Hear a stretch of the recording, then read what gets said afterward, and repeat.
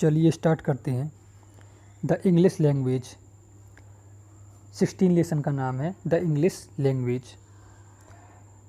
इसका जो first paragraph दिया गया है, some words have different meanings.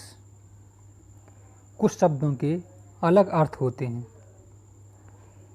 And yet they are spelled the same, फिर भी उन्हें एक समान लिखा जाता है। स्पेल्ड का मतलब होता है लिखना। स्पेल्ड का मतलब लिखना या व्याख्या करना। कहने का मतलब है कि कुछ शब्द जिनके भिन्न अर्थ होते हैं पर लिखने में भी एक समान होते हैं। अगली line, a cricket is an insect. Cricket तो सभी लोग जानते होंगे, यह एक खेल होता है, लेकिन यहाँ पे a cricket is an insect, cricket को इंसेक्ट बताया गया है। यानी क्रिकेट का एक दूसरा अर्थ होता है insect.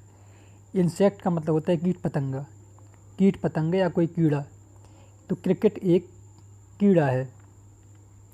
To play it it's a game, अगर खेला जाए तो यह एक गेम है। ठीक है। On every hand in every land. Every hand every land, every hand का मतलब होता है हर व्यक्ति, और एवरी लैंड का मतलब होता है हर देश। यानी हर व्यक्ति का हर देश में।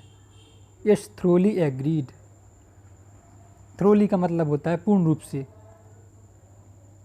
यानी हर देश का हर व्यक्ति इस बात पर पूर्ण रूप से सहमत है। किस बात पर?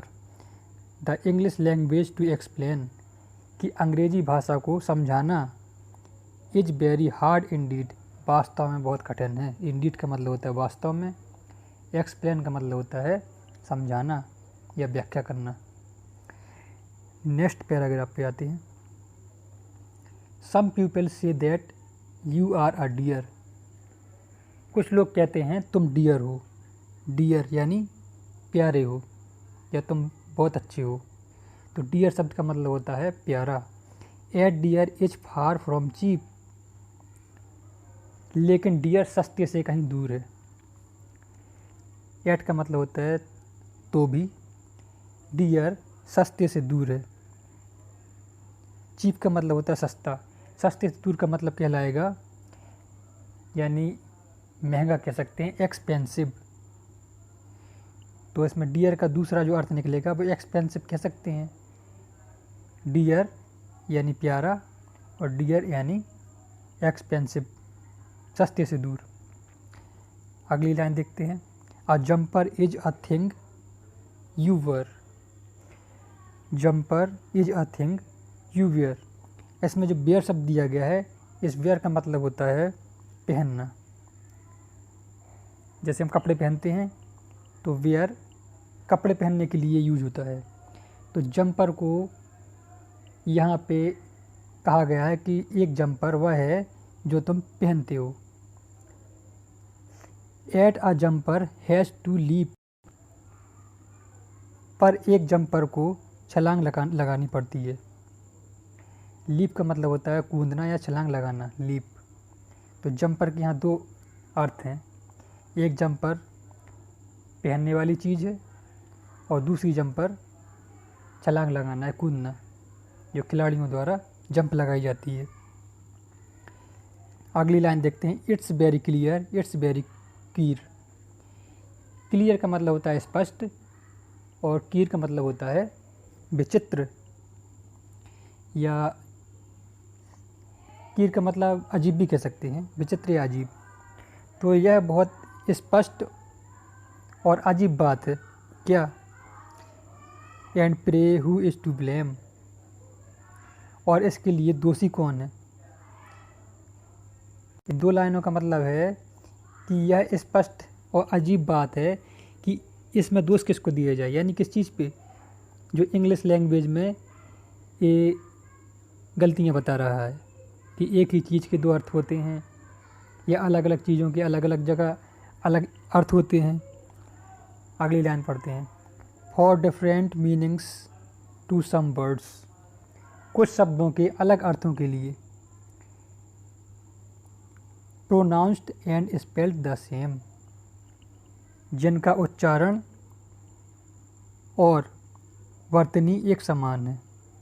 प्रोनाउंस्ड का मतलब होता है उच्चारण, और स्पेल्ड का मतलब बता चुका हूँ, वर्तनी, लेखनी, कुछ भी कह सकते हैं। Pronounced and spelled the same, जिनका उच्चारण और वर्तनी एक समान है। अगली पैराग्राफ पे चलते हैं। A little journey is a trip. A little journey is a trip, इसमें जो ट्रिप शब्द दिया गया है, ट्रिप का मतलब होता है एक छोटी यात्रा, यानी ये लिटिल जर्नी क्या कहलाएगी? ट्रिप कहलाएगी। A trip is when you fall, एक ट्रिप है जब तुम गिरते हो, यानी ये फॉल ये भी एक ट्रिप कहलाएगी। तो छोटी यात्रा को भी ट्रिप कहते हैं और गिरने को भी ट्रिप बोलते हैं। It doesn't mean you have to dance, इसका मतलब यह नहीं कि तुम्हें नाचना होगा। Dance. Whenever you hold a ball, जब भी तुम एक बॉल को पकड़ो। इसमें जो बॉल शब्द दिया गया है, इस बॉल का मतलब भी क्या होता है? डांस। और यहाँ भी डांस शब्द दिया गया है। बॉल उस डांस को कहते हैं जो ग्रुप में कपल डांस किया जाता है, यानी डांस का एक प्रकार है जो बॉल। अगली लाइन देखते हैं। Now here's a thing that puzzles me, एक चीज़ है जो मुझे उलझन में डालती है। पजल्स, पजल्स का मतलब होता है उलझन पैदा करना। म्यूजिशियंस ऑफ गुड टेस्ट, कहने का मतलब है यहाँ म्यूजिशियंस, संगीतकार कह सकते हैं म्यूजिशियंस का मतलब, यानी संगीतकार ऑफ गुड टेस्ट जो अपनी अच्छी रुचि के अनुसार। Bill very often from a band, जो अक्सर बैंड बजाते हैं या बैंड में शामिल रहते हैं। यहाँ बैंड का मतलब होता है बहुत सारे इंस्ट्रूमेंट्स का कलेक्शन, या म्यूजिशियंस का जो गैंग होता है उसको भी बैंड कह सकते हैं। I have one around my waste, और एक मेरी कमर के चारों ओर भी है, तो उसे भी क्या कहा जाएगा? बैंड। बैंड का मतलब बांधने वाली कोई चीज़, जैसे बेल्ट हो सकता है, रबड़ हो सकती है, कुछ भी हो सकता है। तो ये पैराग्राफ समझ में आ गया होगा। Next paragraph. You spin a top, go for a spin. Spin जो शब्द होता है इसका मतलब होता है लट्टू, और जो दूसरा स्पिन है इसका मतलब होता है घूमना। तो कहने का मतलब है कि आप लट्टू को घुमाते हैं और घूमने जाते हैं। आप लट्टू को घुमाते हैं और घूमने जाते हैं। और स्पिन अ यार्न में भी, यार्न का मतलब इसमें कहलाएगा सूत या धागा कह सकते हैं। स्पिन, स्पिन का मतलब होता है काटना, इसमें स्पिन का मतलब घुमाना नहीं होगा, काटना होता है। तो कह रहा है कि हो सकता है सूत काटने को भी स्पिन कहते हैं। अगली line. That every spins are different spins, फिर भी हर स्पिन एक अलग स्पिन है। दोनों स्पिन्स, इसमें 3 स्पिन्स दी गई हैं, तीनों अलग अलग हैं। इस स्पिन्स का मतलब लट्टू घूमना, और इस स्पिन्स का मतलब होता है काटना। अगली line. As you can plainly see, जैसा कि तुम स्पष्ट देख सकते हो। प्लेनली का मतलब होता है स्पष्ट। Now here's a most peculiar thing, अब एक बहुत ही हैरानी की बात है। पेक्युलियर थिंग मतलब हैरानी, पेक्युलियर थिंग का मतलब होता है हैरानी की बात या अजीब बात कह सकते हैं। It was told me as a joke, यह बात मुझे एक मजाक के रूप में सुनाई गई थी। अ डम्ब मैन वुडंट स्पीक, यानी जो बोल नहीं सकता है उसको क्या कहते हैं?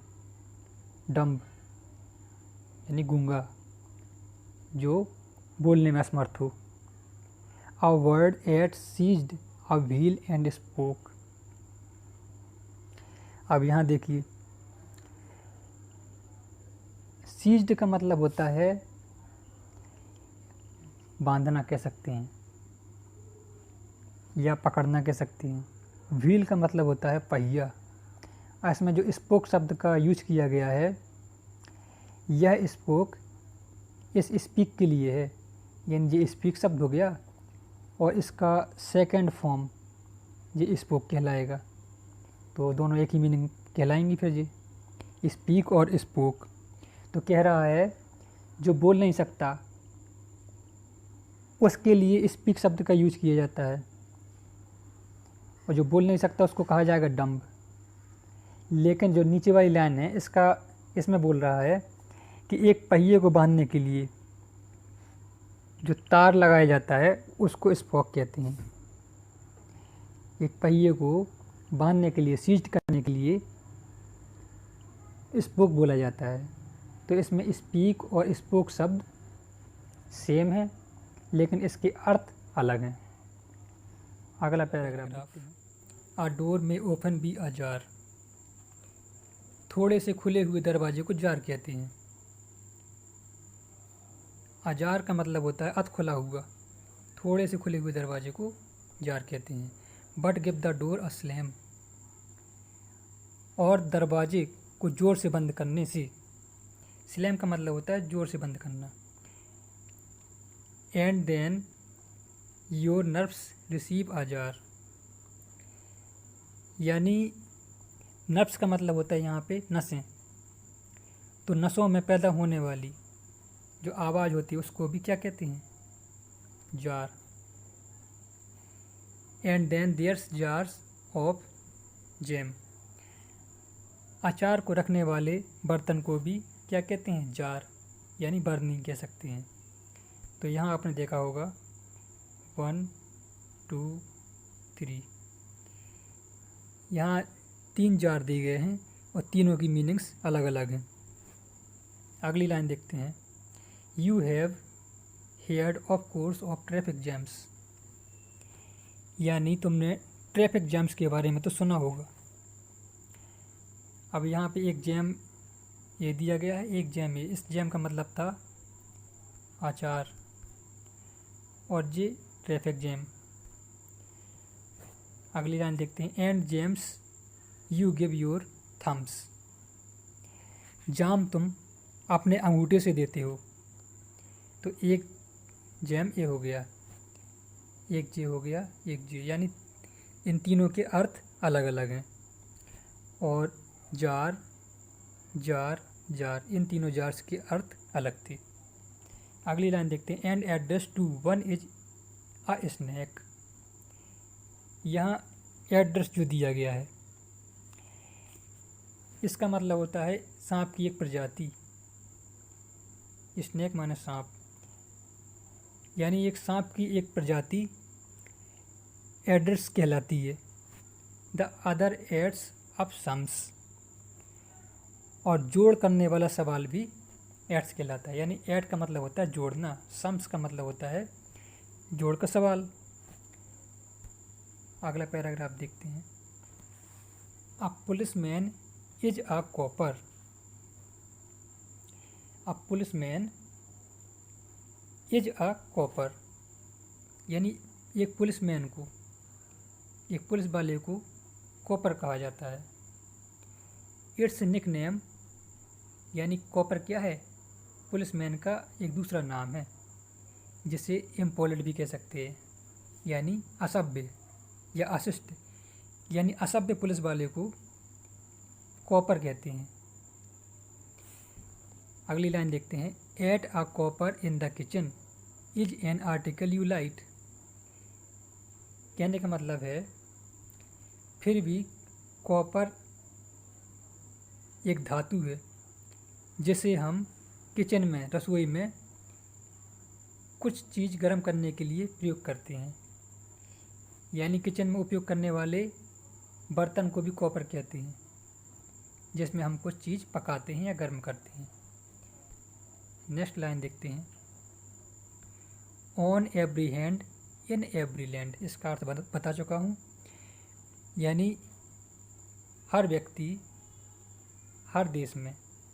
इट्स थ्रूली एग्रीड, यानी हर व्यक्ति को हर देश में यह पूरी तरह से इस बात पर एग्री करते हैं, the English language to explain is very hard indeed. ये अंग्रेजी भाषा को समझना वास्तव में बहुत कठिन है। इसका अर्थ एक बार और सुन लीजिए, यानी हर व्यक्ति, हर देश का हर व्यक्ति इस बात से पूर्ण रूप से सहमत है कि अंग्रेजी भाषा को समझना या समझाना इज़ वेरी हार्ड इंडीड, बहुत ही कठिन है।